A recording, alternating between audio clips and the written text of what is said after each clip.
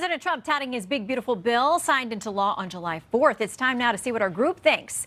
Project 21 Chair Horace Cooper, Molly Hemingway, a Fox News contributor, former Biden White House Special Assistant Megan Hayes, and Hans Nichols, an Axios congressional reporter. Welcome to you all.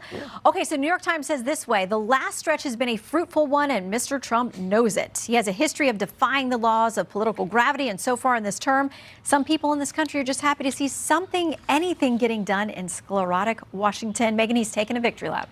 Yeah, absolutely. He's taking a victory lap, but I'm not sure that Republicans in Congress are going to be taking a victory lap moving into the 26 elections. I think they're going to have to run on this, and it's going to be extremely hard for them to run on some of the messaging. The Democrats have been way out in front of the messaging here and how this is really bad for the working class. And I think that, where Trump is having a victory, I do not think that the members of Congress are going to have the same victory.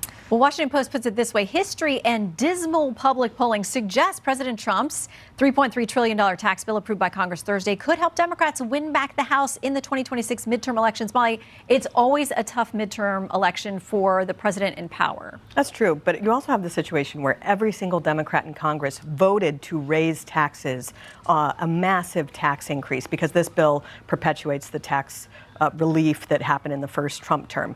Every single Democrat voted to do nothing to beef up border security and border control. These will be very hard things for Democrats to run on in their midterms as well, and particularly with all the other successes that Republicans have been having as well. So, Hans, what about that? Because that messaging so far for Republicans does not seem to be breaking through. Yeah, look, bills tend to be unpopular right when they're passed, right? We saw this. It reminds me in some ways of Build Back Better during the Biden administration. And the line from the Biden folks was always, well, just wait until Americans see what's in this bill and it'll become popular. Never became that popular. There are individual things in this bill for Speaker Mike Johnson and his 220 members to go out there and sell. I think collectively, and I think the table will probably agree with me here, that the town underestimated Speaker Mike Johnson as a tactician, as a strategist. We're about to see whether or not he's a good salesman or not, because that's what this is going to come down to. Yeah, they said he'd make it a week, maybe a month, and here he is celebrating a major legislative victory a year later. So Playbook has this. They looked at polling that was done by a favorite Trump pollster, looked at messaging in 4 key battleground states. It was commissioned by a group aligned with Senate Majority Leader Thune. Said this: the survey found 2/3 of voters, 66%, do agree that there is waste, fraud, and abuse in Medicaid that must be addressed. Even larger majority, 72%, agree that able-bodied adults should demonstrate they are looking for a job or are employed to receive Medicaid benefits. Those are the things, Horace, that have pulled best for the GOP. Well, absolutely. Most Americans think that since they have to get up at 6 or 7 in the morning and they have to be accountable, why shouldn't people who say that they need our help because they're on down times also make some contribution? By the way, this bill only makes a modest requirement. It's only 20 hours a week.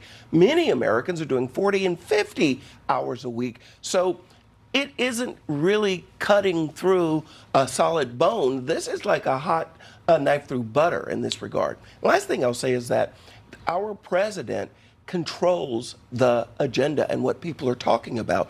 And I seriously doubt that by September, we'll still even be talking about one big, beautiful bill. As amazing as the accomplishment is, he'll set the stage for other conversations. And if the left is focused on that, they're going to get left behind. Well, and something else that's going to be coming up in the fall, although we just closed out the Supreme Court term, they're taking cases for next fall. And they've taken up this case of Idaho and West Virginia that have state bans on trans athletes in women's sports. National Review puts it this way: says polls have shown an overwhelming majority of Americans do not believe men should be allowed to play sports against women. Nonetheless, the phenomenon of boys playing against girls continues to come up in high school sports, with males dominating the competition due to their biological advantages. Megan, the court's going to wade in. Yeah, this is a states' rights case. I think that that's going to be really interesting. We were talking in the green room that a lot of times that social issues that are being talked about right now are not going to impact elections moving to the next cycle. So it'll be interesting to see where Democrats fall on this. But, I think that 2/3 of the American people do not agree that boys should be playing girls' sports. But so it'll be interesting to see where the Supreme Court nets out. Well, that's what's so fascinating about this. It is like an 80-20 issue. People do not believe that boys should be playing in girls' sports. It's kind of ridiculous that it has to get to the Supreme Court to have this happen.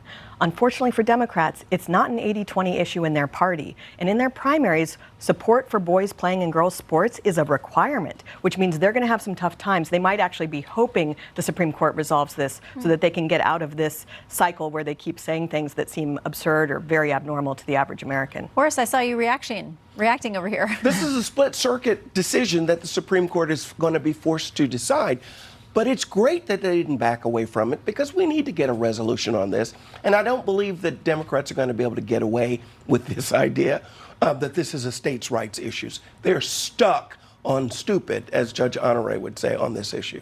Final word to you, Hans.